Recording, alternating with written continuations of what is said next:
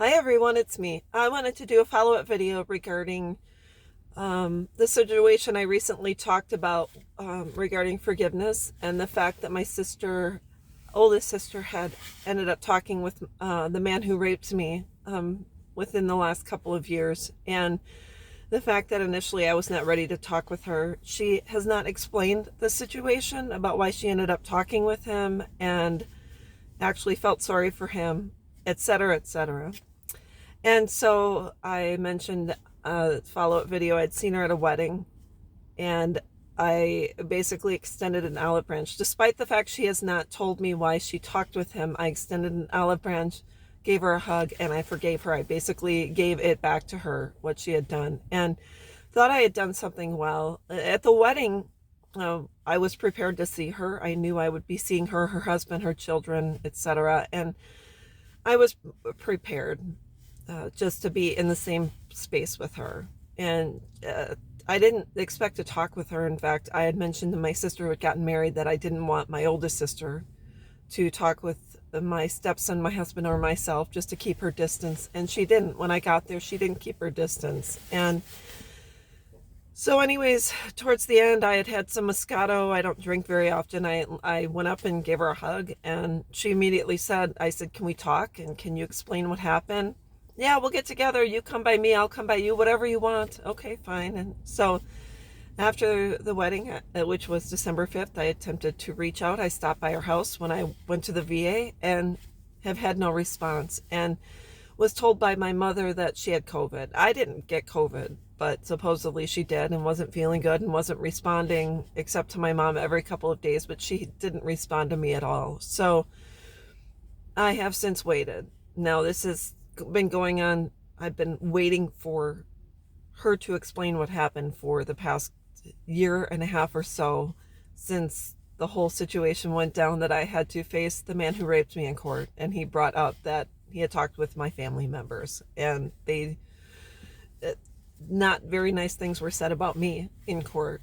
And so anyways, I have now since been waiting since the wedding, December 5th, to hear something, anything from her. And she's gotten my messages, and there still has been no response. So I said to my mom, this is, a bit frustrating. Oh, she doesn't respond to me but every 4 days. And I'm like, well, she hasn't responded to me at all. So a funny thing happened is that I had messaged my uncle, my dad's brother, and said, hey, Merry Christmas, and sent him a picture of a card my grandma, his mother, my paternal grandmother, had sent years ago.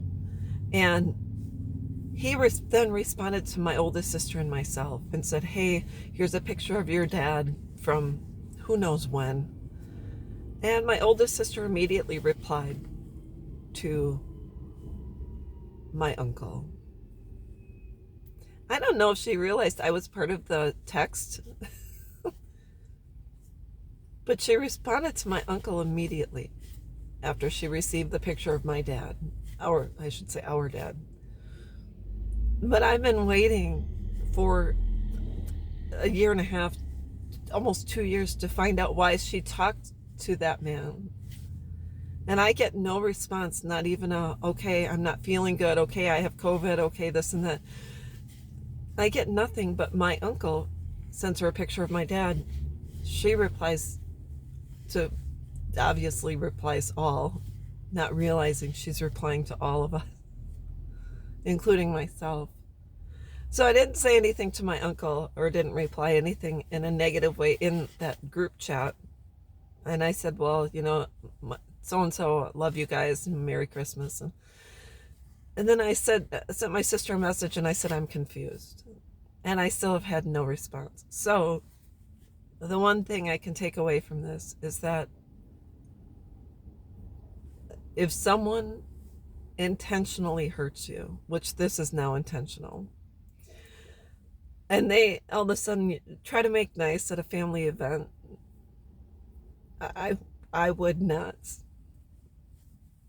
give them a hug, forgive them, do anything of the sort until they have given you peace of mind about why their actions happen.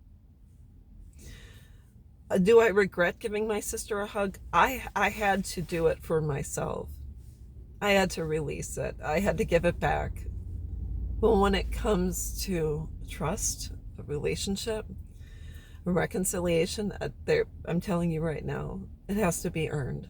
And the actions that they say they're going to do have to come to fruition prior to you making an effort. They have to make good on their promises. So all I know is that I did it.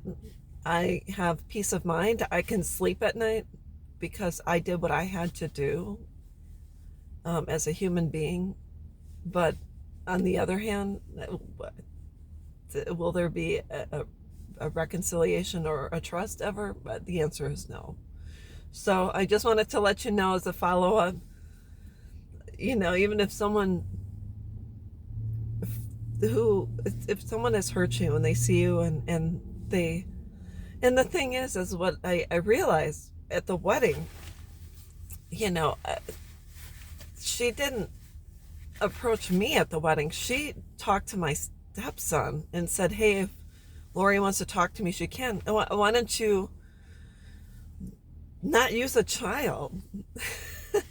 Why don't you, if you really wanted to apologize and you really wanted to make things right, you could have come to me and talked to me instead of trying to use my stepson as a pawn. He was confused and he has no idea what's going on. He just why involve a child? Doesn't make sense. So anyways, next time, the ball's in your court. I'm done, and this is my last conversation. But unless something comes of this, I'm not going to talk about this again. I'm really seriously tired of it. And even if we had a conversation and she tells me why she talked to the man who raped me and had sympathy for him, is it going to do me any good? Probably not. Because it doesn't make sense. You just don't talk to a man who has violated your sister or friend or mom or grandma. You just don't entertain people like that. It doesn't make sense. It just doesn't. So even if you have a good explanation as to why you talked with him, it does not matter. It's said and done. I'm done with it. I have a great life. I have a great husband, and that's about it. So I hope everyone's having a great day, and we'll talk with you soon. Bye-bye.